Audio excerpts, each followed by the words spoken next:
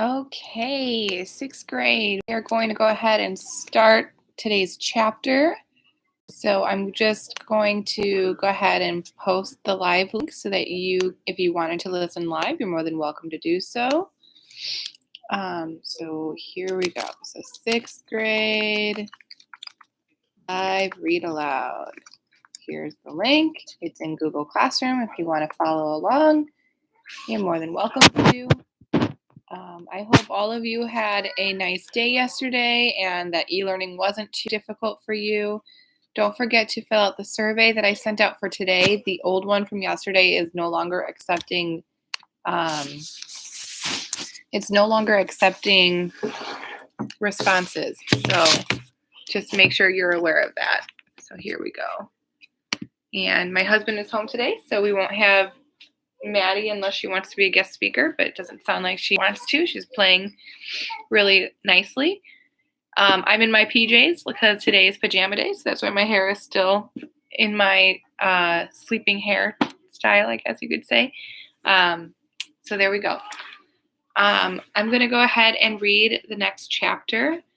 So yesterday we ended off when Amy Ann was in the boardroom, and she actually spoke up, which is awesome. Oh, there's 3 of you on. Hi, guys. And she actually got the board to overturn their decision, which is awesome. Good job, Amy Ann. So here we go. Agent AA. The day after the school board meeting, every local news station and newspaper wanted an interview with me. We even got a call from a national cable news channel. Mom and Dad finally gave in and let me do an interview, but I said the same thing to all of them. It was something Mrs. Jones had said the first day Mrs. Spencer came in to challenge Captain Underpants. Hi, Brian. We have the same couch? Or is it just the same couch from yesterday? This is going to be my e-learning spot. That's the goal, I think. It was something Mrs. Jones had said the first day Mrs. Spencer came into the challenge, Captain Underpants, and I practiced it over and over until I got it right. Nobody. Hi, Nicole. Hi, Eric. Oh, nice. Couch twins.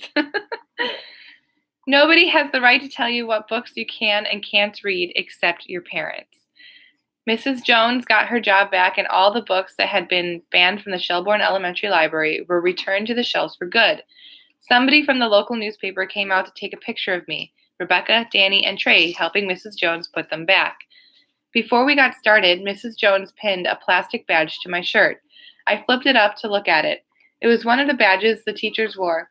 It had my picture on it, and beside that it said, Amy Ann Ollinger, Assistant Librarian.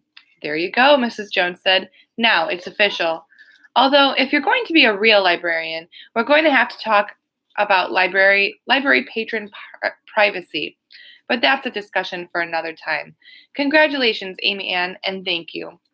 Mrs. Jones swallowed me in a big polka-dotted hug, and Rebecca, Danny, and Trey clapped like I'd won some big award.